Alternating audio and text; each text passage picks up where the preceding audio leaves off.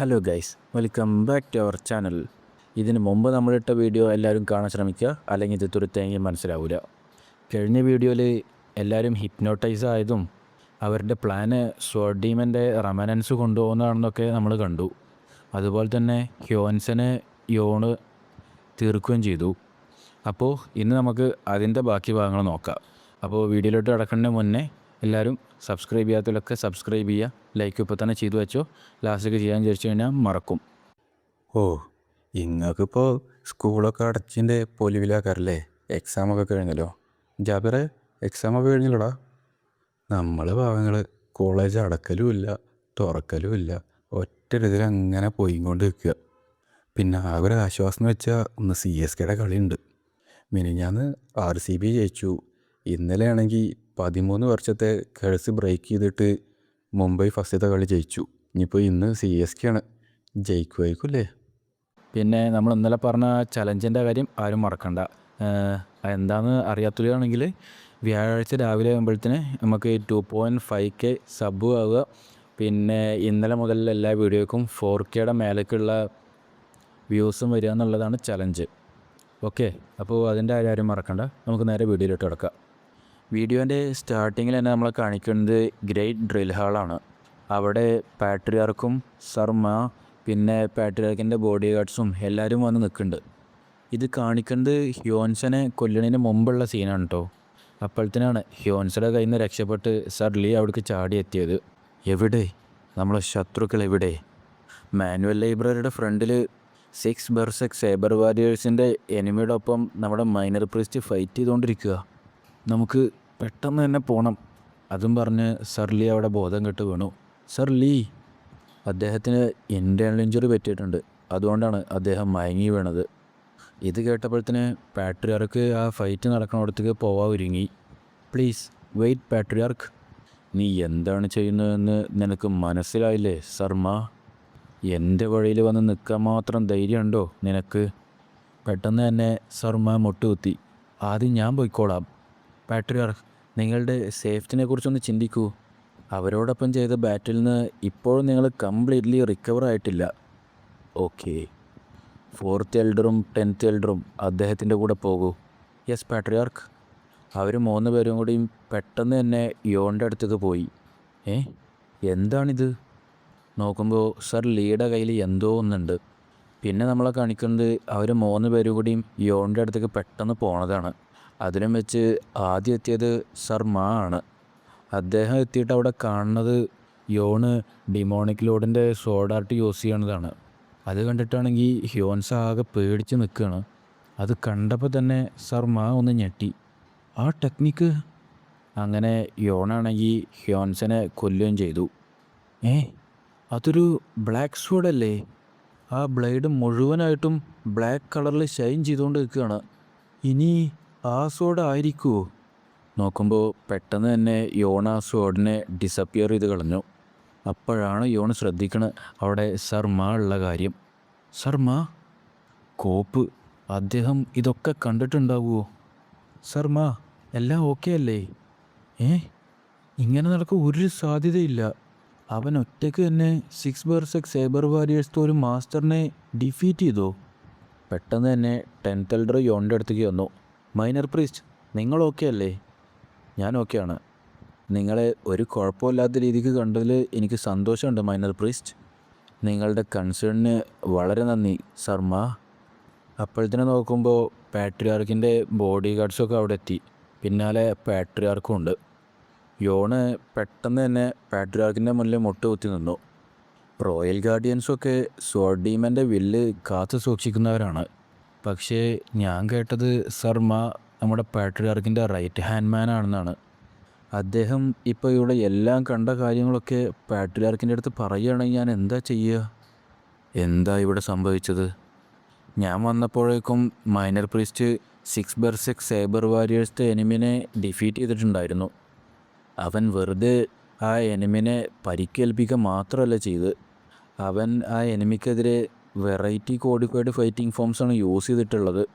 ഇത്രയും കാലം അവൻ്റെ ഇത്രത്തോളമുള്ള സ്കില്ലൊക്കെ അവൻ ഹൈഡ് ചെയ്ത് നടക്കുമായിരുന്നു. കണ്ടിട്ട് നിന്നെ അണ്ടർ എസ്റ്റിമേറ്റ് ചെയ്യാൻ പാടില്ലെന്നാണ് തോന്നുന്നത് യോൺ. പിന്നെ നമ്മളെ കാണിക്കുന്നത് മാനുവൽ ലൈബ്രറിയിലെ അണ്ടർഗ്രൗണ്ട് വോൾട്ടാണ്. അവരൊക്കെ ഈ സ്ഥലത്തിന് വേണ്ടിയിട്ടാണോ വന്നത്? അത് കേട്ടപ്പോൾ ശർമ്മ ഒന്നും പറയാതെ ഒന്നിങ്ങനെ മടിച്ചു നിന്നു. ഞാൻ പറഞ്ഞു, അവരൊക്കെ ഈ സ്ഥലത്തിന് വേണ്ടിയിട്ടാണോ വന്നത്? ശർമ്മ യെസ് എന്നും പറഞ്ഞിട്ട് ഒന്ന് തല താഴ്ത്തി നിന്നു. പിന്നെ നോക്കുമ്പോൾ പാട്രിയാർക്കാണെങ്കിൽ അതിൻ്റെ താഴേക്ക് ഇങ്ങനെ ഇറങ്ങിച്ചെല്ലാൻ തുടങ്ങി. അവിടെ നോക്കുമ്പോൾ ആകെ ആ ഹ്യോൻസയും അവൻ്റെ കൂട്ടാളികളൊക്കെ നശിപ്പിച്ച് കളഞ്ഞേക്കാണ്. എന്തോ ബുക്കൊക്കെ കത്തിച്ച പോലെ ഉണ്ട്. വെയിറ്റ്, അവർ സോഡ് ഡീമൻ്റെ എല്ലാ മാനുവൽസും കത്തിച്ച് കളഞ്ഞോ? എനിക്ക് വിശ്വസിക്കാനേ കഴിയണില്ല. അക്കാഡമിയിൽ ഇതുപോലത്തെ ഒരു സ്ഥലം ഹിഡൻ ചെയ്ത് വെച്ച കാര്യം. അതുമാത്രമല്ല, എനിക്കറിയാത്ത സീക്രറ്റ് വരെ ഔട്ട്സൈഡുള്ള എനിമിക്കറിയാം. ഇതൊക്കെ കാണുമ്പോൾ അവരൊക്കെ എന്നെ വില കുറച്ചിട്ടാണ് കാണുന്നതെന്നാണ് തോന്നുന്നത്. ഞാൻ വിചാരിച്ചത് അവരൊക്കെ മാനുവൽസിൻ്റെ പിന്നാലായിരിക്കുന്ന, കാരണം അതാണല്ലോ സോഡ് ഡീമൻ്റെ റെമനൻസ്. പക്ഷേ അവർ ആക്ച്വലി ബെർസെക് സേബർ ഗോഡിൻ്റെ സേബർ മാർക്കിന് പിന്നാലായിരുന്നോ? ഓ, ഇപ്പോഴാണ് ഞാൻ അതിനെക്കുറിച്ച് ആലോചിച്ച്. അവൻ ഓൾറെഡി 24 ഡീമൻസോടൊക്കെ അറിയാം. പക്ഷേ അവരാണെങ്കിൽ അവരെ തന്നെ വിളിക്കുന്നത് ബെർസെക് സേബർ ഗോഡിൻ്റെ പിൻഗാമികൾ എന്നാണ്. പിന്നെ എന്തിനാണ് അവർ അദ്ദേഹത്തിൻ്റെ ഈ ബ്ലൈഡ് മാർക്കിന് പിന്നാലെ വരുന്നത്? ശരിക്കും അവരാരാണ്? 6 ബെർസെക് സേബർ വാരിയേഴ്സിൽപ്പെട്ട ഇവരൊക്കെ ആരാ? ആ ഇൻസിഡൻ്റ് ആണെങ്കിൽ ഡിമോണിക്കളുടെ എല്ലാ സിറ്റിയിലും പ്രശ്നങ്ങൾ ഉണ്ടാക്കിയിരുന്നു. മരിച്ചുപോയ എല്ലാ വാരിയേഴ്സിൻ്റെയും ബോഡീസ് ഒരുമിച്ച് കൂട്ടി.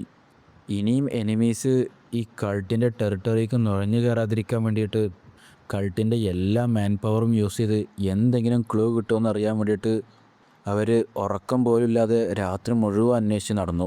പക്ഷേ ആ 4 പേരല്ലാതെ വേറെ ഒന്നും അവർക്ക് കണ്ടെത്താൻ കഴിഞ്ഞില്ല.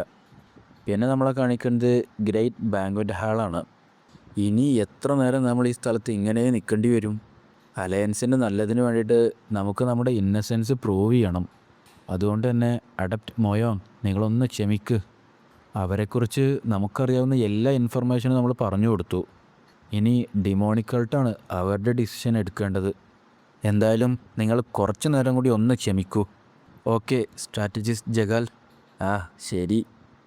ആ, ഇപ്പോൾ എനിക്ക് എല്ലാം ഓർമ്മ വരുന്നുണ്ട്.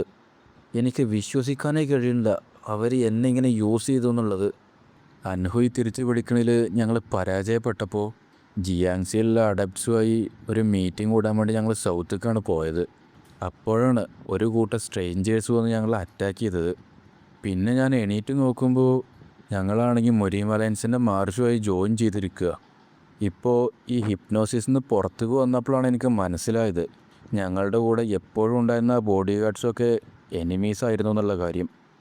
ഈ അലയൻസിന് വേണ്ടി ഞാൻ സീക്രറ്റായി മൂവ് ചെയ്യണ കാര്യം അറിഞ്ഞിട്ട് അവരെൻ്റെ പിന്നാലായിരുന്നു.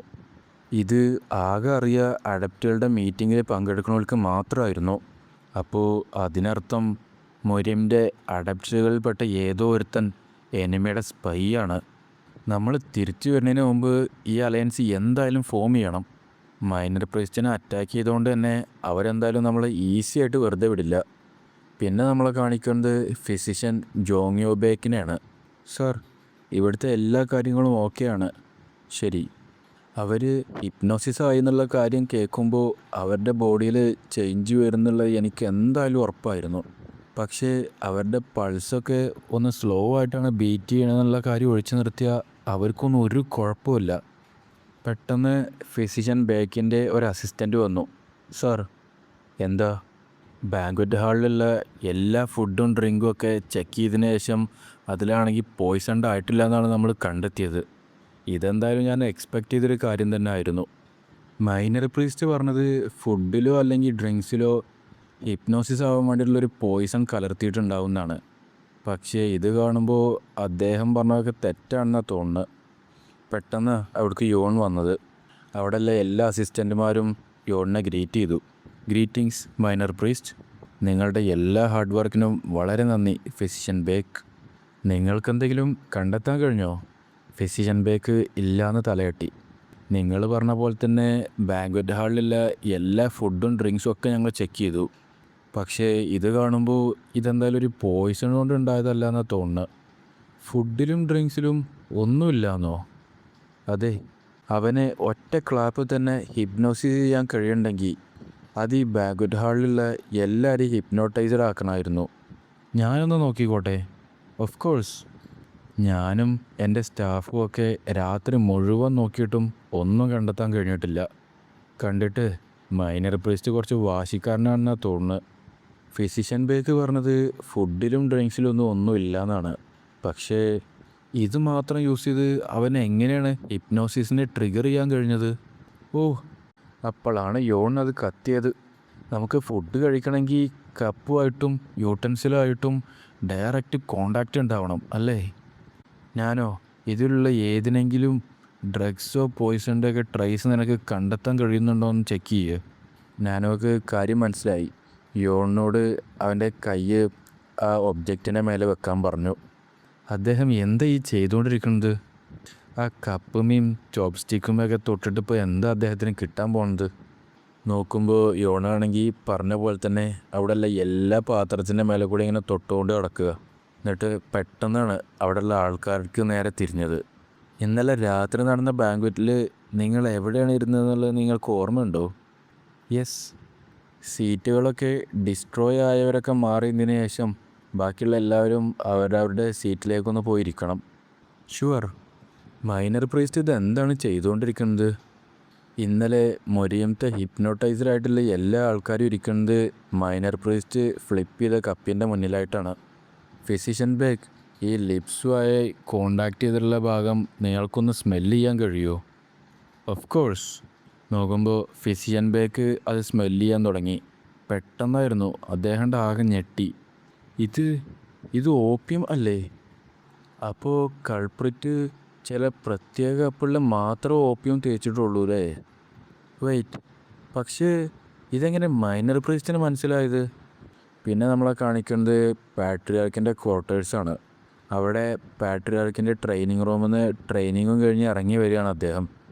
പിന്നെ നോക്കുമ്പോൾ അദ്ദേഹത്തിൻ്റെ 2 ഗാർഡ്സ് അദ്ദേഹത്തിനെ ഡ്രസ്സ് ചെയ്യേണ്ടതാണ് നമ്മളെ കാണിക്കുന്നത്. അതിലും വെച്ച് അദ്ദേഹത്തിൻ്റെ അപ്പർ ബോഡിയിൽ തന്നെ ഒരു സ്വോർഡ് മാർക്ക് ഉണ്ട്. പിന്നെ നമ്മളെ കാണിക്കുന്നത് പാട്രിയാർക്കിൻ്റെ ക്വാർട്ടേഴ്സിലുള്ള അണ്ടർഗ്രൗണ്ട് ഹാളാണ്. പിന്നെ നോക്കുമ്പോൾ ആ ബെർസെക് സേബർ ഗോഡിൻ്റെ സേബർ മാർക്കുകളൊക്കെ ഉണ്ടല്ലോ, അത് അനലൈസ് ചെയ്തുകൊണ്ടിരിക്കുകയാണ് പാട്രിയാർക്ക്. അദ്ദേഹം ആ ഫോംസൊക്കെ മൈൻഡിൽ ഇങ്ങനെ ചിന്തിച്ചുകൊണ്ടിരിക്കുകയാണ്. ഇതെനിക്ക് അവൻ്റെ അടുത്ത് ഫീൽ ചെയ്ത സേബർ എനർജിക്ക് സിമിലർ ആയിട്ടുള്ള ഒന്നാണ്.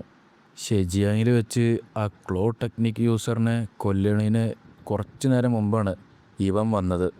അവൻ്റെ അൺഎർത്ത്ലി പവർ കൊണ്ട് എന്നെ മുറിവേൽപ്പിച്ച് പോയവനാണവൻ. ഓ, അപ്പോൾ അത് നീയല്ല. അവൻ എത്ര ധൈര്യമുണ്ടെങ്കിൽ അവൻ എന്നെ അങ്ങനെ കളിയാക്കും. പെട്ടെന്ന് ഡോറിലൊരു മുട്ട് കിട്ടു. ആരാ അത്? പാട്രിയാർക്ക്, ഇത് ഞാനാ, റാഗിയോ അമ്മ. ഓക്കെ, ഞാൻ എൻ്റെ ഓഫീസിലേക്ക് വരാം. പിന്നെ നമ്മളെ കാണിക്കുന്നത് പാട്രിയാർക്കിൻ്റെ ഓഫീസാണ്. അങ്ങനെ ഇതാണ് എൻ്റെ റിപ്പോർട്ടിൻ്റെ അവസാനം. അപ്പോൾ നീ അതൊക്കെ എന്താ ചെയ്തത്? ബാങ്ക്വറ്റ് ഹാളിൽ നിന്ന് ഞങ്ങളെടുത്ത ജെയ്ഡ് ബോട്ടിൽസൊക്കെ ഉജ്ജിയോളത്തെ വാലിയിലുള്ള 10,000 ഗ്രേറ്റ് മൗണ്ടൈൻസിൽ കൊണ്ടുപോയി ഡിസ്പോസ് ചെയ്തു. ഓ, അപ്പോൾ ആർക്കും അത് കണ്ടുപിടിക്കാൻ കഴിയില്ല അല്ലേ? Of course patriarch. അതൊക്കെ കഴുകിയതിന് ശേഷം അതൊക്കെ ക്രാക്ക് ചെയ്തിട്ടാണ് ഞാൻ വാലിയിലുള്ള ലേക്കൊക്കെ വലിച്ചെറിഞ്ഞത്. Good job. പോയിസണുള്ള ബോട്ടിൽസൊക്കെ ആദ്യം തന്നെ കണ്ടുപിടിച്ചതിന് വളരെ നന്ദി. ഇനി എന്തായാലും ഈ അലയൻസിൽ നമുക്ക് കൂടുതൽ ലെവറേജ് കിട്ടും. ഫിസിഷ്യൻ ബേക്കും അദ്ദേഹത്തിൻ്റെ ബാക്കിയുള്ള സ്റ്റാഫുമാരൊക്കെ ഇപ്പോഴും ഇൻവെസ്റ്റിഗേറ്റ് ചെയ്തുകൊണ്ടിരിക്കുകയാണോ? അതെ. സ്ട്രാറ്റജിസ്റ്റ് ജഗാലിൻ്റെ ഒപ്പം മൈനർ പ്രീസ്റ്റും ഇൻവെസ്റ്റിഗേഷൻ ഇറങ്ങിയോണ്ട് തന്നെ അവർക്ക് എന്തായാലും ഒബ്ജെക്ഷൻസ് ഉണ്ടാവില്ല. ഫിസിഷ്യന്മാരോടൊക്കെ പോകാൻ പറഞ്ഞോളൂ. എന്നിട്ട് മൊരിയത്തെ ആൾക്കാരൊക്കെ കസ്റ്റഡിയിലെടുക്കണം. യെസ് പാട്രിയാർക്ക്, ഫിസിഷ്യൻ ബേക്ക് നിങ്ങളെ കാണാൻ വേണ്ടി വന്നിട്ടുണ്ട്. ഓ, പെർഫെക്റ്റ് ടൈം. അദ്ദേഹത്തിന് എന്തായാലും അകത്തോട്ട് കയറ്റിവിടുക. നിങ്ങളെ കാണാൻ എന്നെ അനുവദിച്ചതിൽ വളരെ നന്ദി പാട്രിയാർക്ക്. Of course. ഇൻവെസ്റ്റിഗേഷനൊക്കെ എങ്ങനെ പോകുന്നു? ഹിപ്നോസിസ് ഉണ്ടാവാനുള്ള കാരണം ഞങ്ങൾ കണ്ടെത്തി. അത് കേട്ടപ്പോൾ പാട്രിയാർക്കൊന്ന് ആകെ ഞെട്ടി. അപ്പോൾ അതൊക്കെ എന്താണെന്നുള്ളത് നമുക്ക് അടുത്ത വീഡിയോയിൽ നോക്കാം. തൽക്കാലത്തിന് ഇന്നത്തെ എപ്പിസോഡ് ഞാനിവിടെ നിർത്തുകയാണ്. പാട്രിയാർക്ക് ഇത് ഞെട്ടിയതിൻ്റെ കാരണം എന്താണെന്നും ഹിപ്നോസിസ് ആവാനുള്ള കാരണം എന്താണെന്നും അങ്ങനത്തെ എല്ലാ ചോദ്യങ്ങൾക്കുള്ള മറുപടിയൊക്കെ നമുക്ക് അടുത്ത എപ്പിസോഡിൽ കാണാം. അപ്പോൾ ഈ വീഡിയോ ഇഷ്ടപ്പെട്ടിട്ടുണ്ടെങ്കിൽ ലൈക്ക് ചെയ്യാനും ഷെയർ ചെയ്യാനും സബ്സ്ക്രൈബ് ചെയ്യാനും മറക്കണ്ട. പിന്നെ നിങ്ങളെ വിലപ്പെട്ട അഭിപ്രായങ്ങളൊക്കെ താഴെ കമൻറ്റായി രേഖപ്പെടുത്തണം. പിന്നെ നമ്മളെ ചലഞ്ചിൻ്റെ കാര്യം ആരും മറക്കണ്ട. അപ്പോൾ അടുത്തൊരു കിടിലൻ വീഡിയോയിൽ വരുന്നവർക്കും ബൈ ബൈ.